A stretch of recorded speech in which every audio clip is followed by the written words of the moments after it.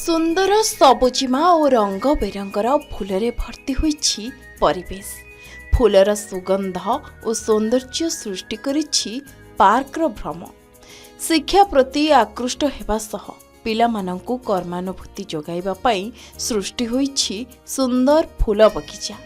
आउ एही सुंदर फूल बगीचा को तैयारी करिसेंती विद्यालयर कुनि कुनि छात्र छात्री।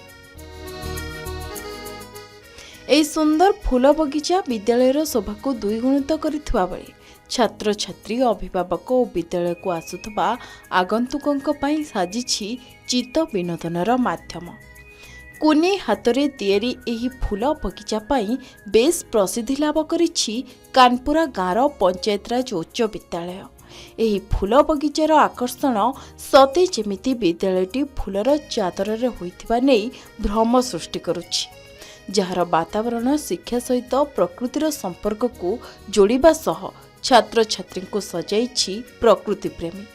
आउ जहाको नेई निज हातरे तैयारी करिथिबा ई सुंदर परिवेश को नेई बेस खुशी विद्यालयर छात्र छात्री। आमे विद्यालय पाठ पढ़ा सहित आमे बगीचा माने फूल गालीचा मध्ये प्रस्तुत करूछु, कारण फूल गालीचा आमे विभिन्न प्रकार लगैजु। एहा द्वारा आम विद्यालय सुंदर देखा जाय सहित हमर मानसिक स्तर रे वृद्धि घटी थाए, कारण पाठ पढ़ा सहित ये मध्ये आवश्यक। कारण जदि आमे केवल पाठ पढ़िया तबे आम मानसिक स्तर रे वृद्धि घटिबो नाही। विद्यालय फूलर चादर रे प्रति वर्ष एई भली सजे ही थाए, विशेष करी शीत ऋतु रे विद्यालय रे पिला मानक मन रे विद्या प्रति रुचि बढ़ेबा, बोर्डम मोनोटोनी दूर करिवा पई सेमानंकु कर्मानुभूति पीरियड रे आमे फूल सजेबा, पनीपरिबा लगेबा इत्यादि कार्य करिथाउ। पाठ सांगकु सुंदर परिवेश छात्र छात्री मानक मानसिक अवसाद दूर करिबारे बेस सहायक हेउछि। विद्यालय रे पाठ पढ़ुथबा छात्र छात्री माने समय बाहर करी कर्मानुभूतिर अवसर को सुंदर भावे व्यवहार करी सजाइछंती एही फूलर गालीचा। केवल रंग बेरंगर फूल बगीचा नुहे, विद्यालय परिसर रे निजर श्रमदान करी कुने कुने पिला माने सृष्टि करिछंती परिबा बगीचा। ऋतु अनुसार विभिन्न प्रकार परिबा चाष करी पिला माने चाष प्रति आकृष्ट हेउथबा बेले आजिर युवपीढ़ीक पई साजिछंती उदाहरण। परिबा बगीचा रे बाइगण, कोबी, लंका, कलरा, झुडंग इत्यादि फसल चाष करी विद्यालय को एक परिबा खेत करि परिछंती विद्यालयर छात्र छात्री।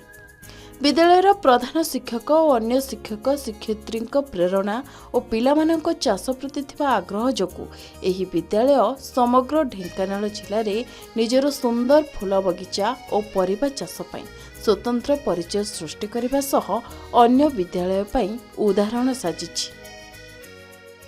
मैंने ये फूल बगीचा बहुत सुंदर देखा ऋतु मैंने बसंत ऋतु आसिले आम प्रधान शिक्षक मैंने अन्य सहकारी शिक्षयित्री मैंने आमको आम सहित सहयोग करी आमे फूल माने फूल रुई थाउ। यही फूल आम जिते आम विद्यालय छुट्टी 4टा बेले छुट्टी है समय आम घंटे 2 घंटा आसी विभिन्न प्रकार फूल लगा था। फूल लगा सहित तार सेवा यत्न नहीं था।